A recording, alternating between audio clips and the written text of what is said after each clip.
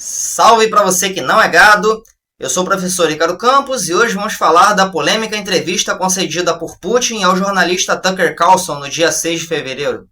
Mas antes da gente entrar no assunto, eu peço encarecidamente que você já dê um like no vídeo para ajudar nosso canal a crescer. Carlson viajou até Moscou, foi muito bem recebido por Putin no Kremlin.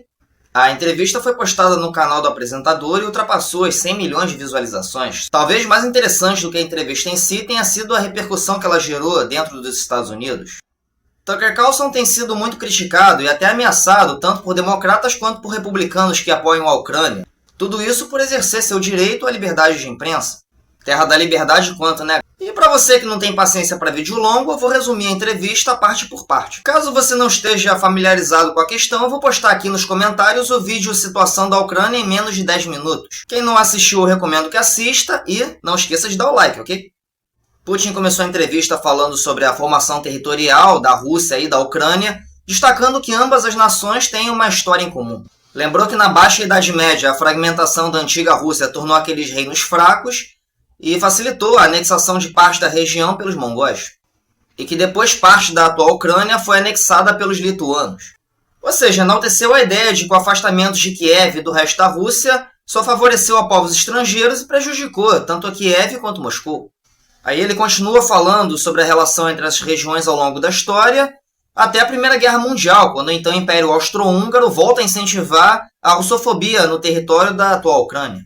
Então vamos reparar que ele sempre associa o nacionalismo ucraniano aos interesses dos inimigos da Rússia. Ele também apela para os sentimentos dos ucranianos e destaca as semelhanças culturais entre ucranianos e russos. Depois ele lembra ao Carlson que nos anos 90 os Estados Unidos prometeram à Rússia que a OTAN não se expandiria para o leste, o que acabou acontecendo no século XXI. E também que ele mesmo tentou incluir a Rússia na OTAN e não conseguiu. Em seguida, ele citou o apoio norte-americano dado ao terrorismo contra russos no Cáucaso. Depois dessa aula de história, ele entra no assunto da Ucrânia após Yanukovych, a violação dos acordos de Minsk por Kiev e também a influência da CIA no golpe do Maidan em 2014, e concluiu com a seguinte frase: "Fomos enganados". Só para lembrar, os acordos de Minsk foram aqueles que puseram fim à guerra civil da Ucrânia, iniciada em 2014. Ao ser questionado sobre seu projeto de desnazificação da Ucrânia, Putin lembra que o ultranacionalismo ucraniano foi extremamente xenófobo e contou com a participação de Hitler e das SS durante a Segunda Guerra Mundial. Segundo ele, essa herança nazista teria moldado a própria identidade nacional ucraniana, sendo enaltecida pelo próprio Estado ucraniano após a independência da Ucrânia. Quando questionado sobre o início do conflito, Putin afirmou que a Rússia apenas teria respondido aos ataques ucranianos ao Donbass em 2022. Carlson também perguntou a Putin como ele pretendia acabar com o neonazismo na Ucrânia, sendo que ele não controlava todo o país.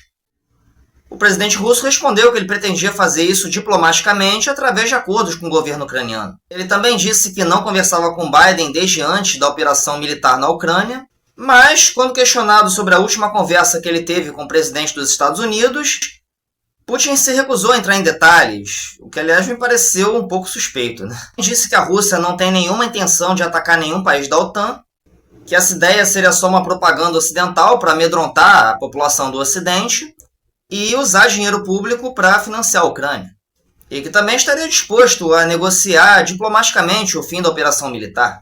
Porém declarou que caso algum país da OTAN envie tropas regulares para a Ucrânia, isso vai criar um sério conflito global. Sim, ele usou exatamente essas palavras, um sério conflito global. Putin também acusou os ocidentais de explodirem Nord Stream para culparem o governo russo, criticou a universalização do padrão dólar e a ideia de mundo unipolar, e também enalteceu o BRICS e a aproximação entre Rússia e China. Acusou Zelensky de trair sua promessa de campanha de levar paz à Ucrânia, e o ex-primeiro-ministro britânico Boris Johnson de boicotar as negociações de paz entre Rússia e Ucrânia. No final da entrevista, Putin demonstrou preocupação com o avanço da tecnologia no Ocidente e seus possíveis efeitos sobre a humanidade. Também se mostrou aberto a negociações de paz com o Ocidente e também a libertação do jornalista estadunidense Ivan Gershkovich, que foi preso pelo governo russo sob acusação de espionagem. Em seu discurso final, Putin volta a apelar para os sentimentos do povo ucraniano e afirma que russos e ucranianos são, na verdade, o mesmo povo, unido por sentimentos em comum e por uma espiritualidade em comum. Essa entrevista recebeu imensa cobertura da TV estatal russa e, por outro lado, foi amplamente criticada pela mídia estadunidense. Posteriormente, falando sobre a entrevista, Putin afirmou que as perguntas de Carlson eram fáceis demais e que ele esperava perguntas mais desafiadoras.